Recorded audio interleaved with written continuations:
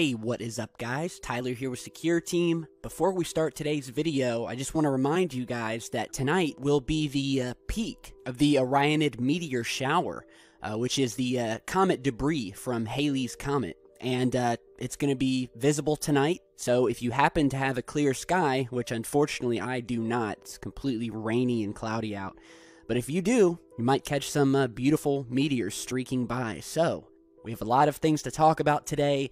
We're going to focus today's video more on some of these very mysterious documents that have been leaked recently. One of them coming from the recent Podesta Hillary Clinton email leak, compliments of WikiLeaks, as well as a new document also purported to have come from Hillary Clinton's campaign that was just leaked by Anonymous, that goes into detail about an alleged fake alien invasion.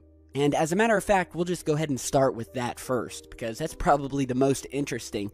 I've been getting tons of emails about it, so the gist of the story is that Anonymous have just released a new PDF document. You're seeing that document here, and I will put the link to it down in the video description. If for some reason the link doesn't work, I have downloaded it and I will re-upload it. So the Anonymous group released a video talking about this document that supposedly exposes a plan for the DNC to stage a fake alien invasion on November 8th, otherwise known as Election Day. The document, which shows here to be coming from something called the Benison Strategy Group, and then we have the Clinton Foundation logo here. But basically what the PDF is a list of statistics and voting stats that breaks down the type of people who are leaning more towards Trump. And the document shows that over 73% of independents who have been exposed to alternative media, which would be something like our channel here, or WikiLeaks, that a large majority of moderates, over 70%, are aware of the WikiLeaks email dump. And it also shows that people who are exposed to alternative media actually are leaning away from Hillary and are either not going to vote or are voting Trump. The report also breaks down these polls where it shows that both women and African Americans, which came to only around maybe 8%, have ever watched or listened to alternative media. And so many of the woman and African American populations are in the dark about the email dump and some of the more dark things that Hillary has had her hand in. Now, the document, as you read further, goes on to break down the ways in which the DNC would be able to prevent these specific voters from voting on November 8th. Here you're seeing a screenshot of that where we have a storm would potentially cause only 2% of people to not go out and vote, a powerful storm, Zika or other epidemiological agent, threat of violence at polling places, long lines, and so on. And as you read further, things start to get a little bit more scary, and we start seeing them talk about possibilities that could prevent people from voting, such as you're seeing here, and they even have their own little code names like Red Dawn, Cobalt Rain, BL Riot, where they talk about staging civil unrest that could prevent pockets of America from voting. They go on to talk about HARP, which is the well-known weather manipulation, a system that was supposedly shut down recently, but we know is back up and running. And then they go on to something called fire sign, and that is what we want to talk about today. And I'm going to read to you what it says here. It says, and I quote, "For almost 2 decades, the Department of Defense and NASA have coordinated on a black book project under the codename Fire Sign. Fire Sign's aim is to create a religious awe effect in enemy populations to create an instantaneous psychological soft kill. The operation uses high-powered lasers to project real-seeming images on the sodium layer 100 kilometers above the surface. These images can cover hundreds or even thousands of square miles and can appear completely real, three-dimensional, and can move. These visual cues are augmented with pulsed ELF electromagnetic emissions that attack the specific areas of the prefrontal cortex that are stimulated during religious experience. So then we go down here and we see this little diagram of this laser Project Bluebeam style apparatus here projecting a flying saucer in the sky. It goes on to state that the fire sign scenario is that of an invading extraterrestrial force of nearly incomprehensible scale. And in a nutshell, basically what this document is saying is that this technology does exist and that it would be used in the areas where voters are likely to lean towards Trump. They would simulate a fake alien invasion. The President of the United States, President Obama, would be able to, quote, call a halt to the invasion, save the day, and then hand over the torch to Clinton, providing the basic continuity of state. So, it's a lot to take in. It's very frightening if legitimate. And, I mean, at this point, we don't know whether it's real or not. We know that Anonymous has, very much like WikiLeaks, hacked into and released legitimate files in the past. They do have a track record of releasing legitimate documents that they have found that have been covered up. And so we really have to use our common sense. And I mean, when you have a document like this, you really can't say whether it's real or not until you get some more information to corroborate it.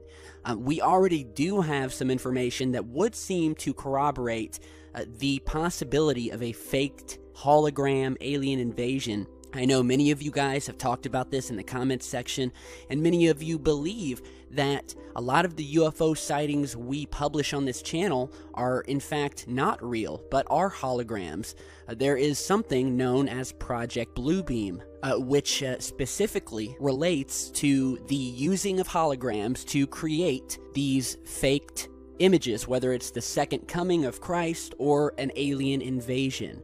The allegations of Project Bluebeam were first presented in 1994 by a Canadian journalist by the name of Serge Monast, who actually even talked about it when he published a book entitled Project Bluebeam. Now, what many people don't know is that Mr. Monast, as well as another unnamed journalist, both died of heart attacks in 1996. With many believing that they were assassinated, and that furthermore, there were reports of the Canadian government having kidnapped Monast's daughter in an effort to dissuade him from investigating Project Bluebeam further. We've had various researchers and government witnesses talk about the use of these holograms as a way to prevent elections or initiate martial law, take over the world, take over the country.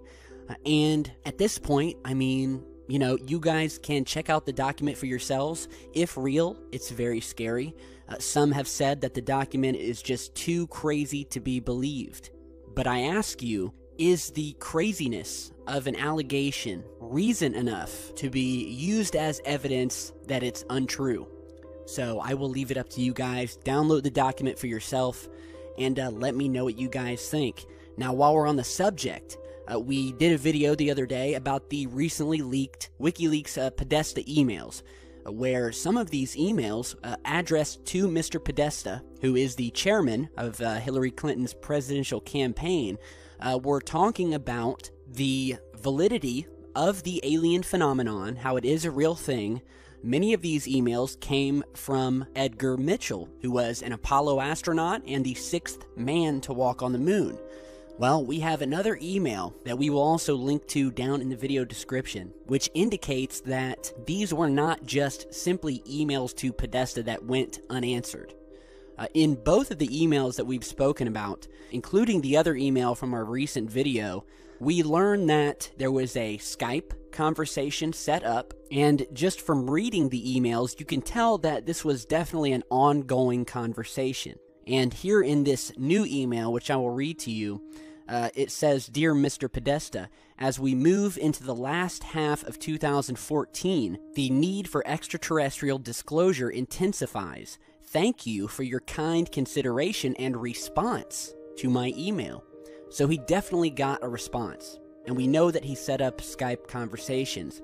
And he goes on in this email to reveal that the United States government has known and decided way back to keep it from the public. He goes on to say, quote, 50 years ago, Brattell, Brookings, and Rand studies on the UFOs convinced the government to remove knowledge of the extraterrestrial presence from the citizens of our country. Now, if you guys don't know, the Brookings report, which was submitted to Congress on April 18, 1961, dealt with issues related to space exploration, but was best known for its brief section dealing with the discovery of alien life forms and how leaders would react should it occur. Now, Mr. Mitchell also mentions the Rand Corporation, which was founded with the objective of looking into future weaponry. However, many people believe that the actual objective was to study extraterrestrial salvage from the infamous 1942 Battle of Los Angeles.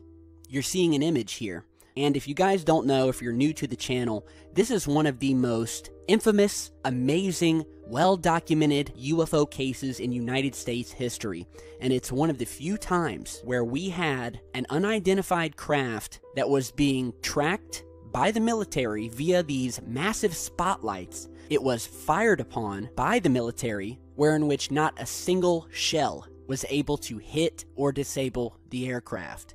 Now, originally, when they spotted this UFO above Los Angeles, they thought that it was an enemy attack, and so they started a barrage of anti-aircraft artillery. You can see here that we have a saucer-shaped craft, and according to countless people who were there that night, the object moved slowly through the sky as the military shot thousands of anti-aircraft shells at this thing. Not one thing took this thing down before the object finally disappeared, and it's just one of the craziest cases. So that brings us back to the Rand Corporation, which many people believe was actually used to study this infamous UFO case. So as you further go through this email, Mr. Mitchell suggests that the public should be more well-informed, obviously, of this phenomenon, and that it would help us prepare better for our next step of space travel and research. Now, Podesta's secretary responded to Mitchell's email saying that he would rather meet with him alone before involving Obama. Mr. Mitchell, as well as Rebecca Hardcastle Wright, who is the founder of the Institute of Exoconsciousness, were able to set up a Skype meeting that occurred at some point during the week of August 11th, 2014. Mr. Mitchell passed away just this year. So I definitely think that we are learning things from these email leaks. At the very least, what we do know is that we're not crazy. The government does know about the UFO phenomenon. It has studied the phenomenon and is trying to cover it up. So, before we end today's video, we have some interesting things happening around the planet Mars. The first of which is the confirmed loss of the European Space Agency's Mars lander that had just begun its descent to the surface of Mars. And if you guys remember, we talked about this in our recent video, how the agency had sent this lander that was going to test for traces of previous alien life on the planet. And apparently, it was almost to the surface of Mars, doing its descent. As a matter of fact, just 1 minute before it was to touch down, Europe lost contact with the lander. Now, the second spacecraft, which is still orbiting Mars, is still fine. It's just humming along. But this is obviously very bad news, and it, brings up questions. It reminds us of other landers and probes that were mysteriously lost, or that went missing, or that were knocked out. We've talked about the Russian Phobos incident. And we've had plenty of other probes and landers that have gone missing or gone dark. With no idea what happened to them. And this is already sparking conspiracy theories that it could have been possibly been knocked out by something on Mars. Seeing as the probe was sent there to look for alien life, there could have been something there that knocked it out. Another theory is that NASA is behind it, and that we somehow knocked it out due to the fact that the Europeans were willing to release information had they found it that would have provided evidence of alien life, and NASA didn't want that to happen. And so they somehow messed with the signal or caused the Europeans to lose their connection. We don't know if the object has been knocked out or if it's landed. All we know is that the signal has been lost. It's missing. So this is just breaking news, so we're going to follow it as we go. I'll let you guys decide one way or another. Let me know what you guys think about these new leaked emails. It's crazy stuff, a lot to take in. Head over and read them yourselves. Now, one more thing. I am going to be holding the drawing for the new microphone.